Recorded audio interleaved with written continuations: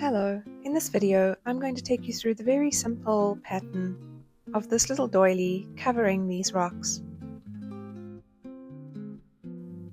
I'm using this colourful cotton which I found. I don't think I've ever used it for anything before. To start off with, I'm using 2 shuttles just so that I can show you a neat trick from going from the first round to the second round without having to snip your ends.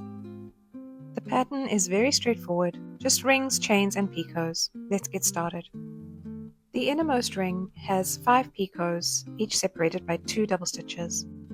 However, that 5th and final picot is going to be a mock picot, which allows you to move directly into the second round. I'll show you how. Once you've reached this point with 4 picots, all separated by 2 double stitches, close your ring.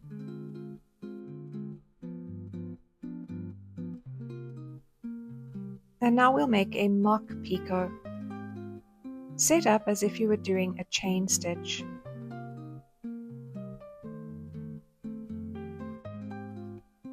Make a second half of the stitch and draw it down that top thread without popping it onto the lower thread. Stop at the correct height for your picot. Then do the first half of a double stitch, this time popping it onto the other thread and tightening. This locks it into position and you've made a little picot.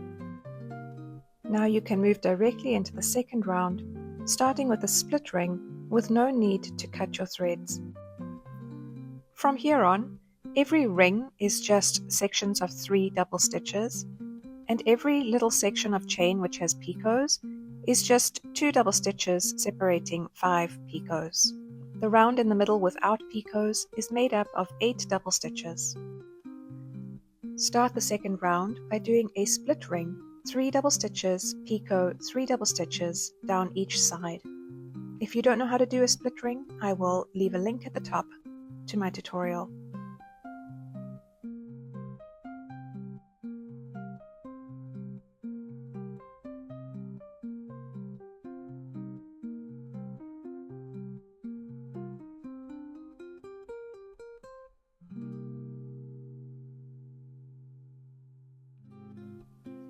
With the split ring done, we can reverse our work and do a chain of 5 picots separated by 2 double stitches.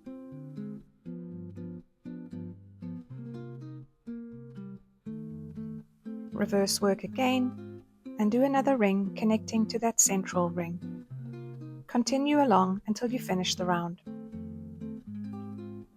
Trim your ends and glue or weave them in, and let's get going to the next round.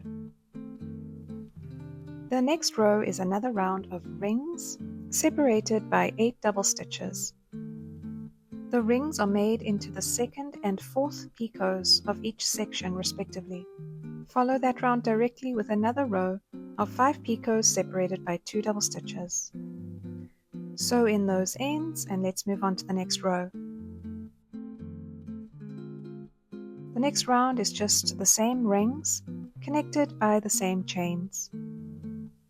Keep going using variations of this pattern until you're happy with the size of your doily. Mine is about the right size to cover my rock, so at this point I'm going to put aside my shuttle and pick up my crochet hook. Through the middle picot on any of your chains, draw up a loop of thread. Make 7 chains and connect to the middle picot of the next section. Repeat this all the way around. Join back to your starting point and slip stitch to the middle of your first 7 chains.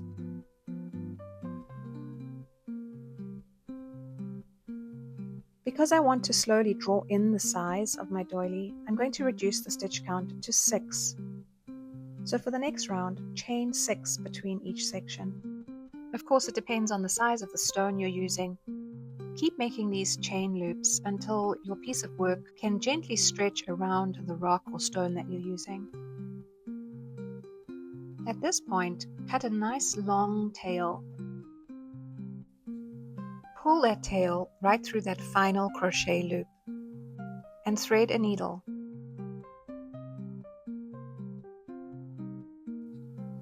Now you're going to weave that tail back and forth between all the chain spaces until your work is nice and secure.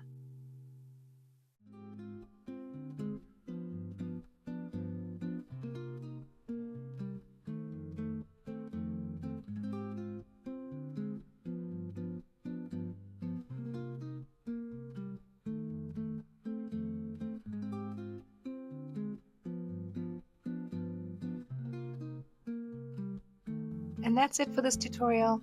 I hope you enjoyed it. Bye bye.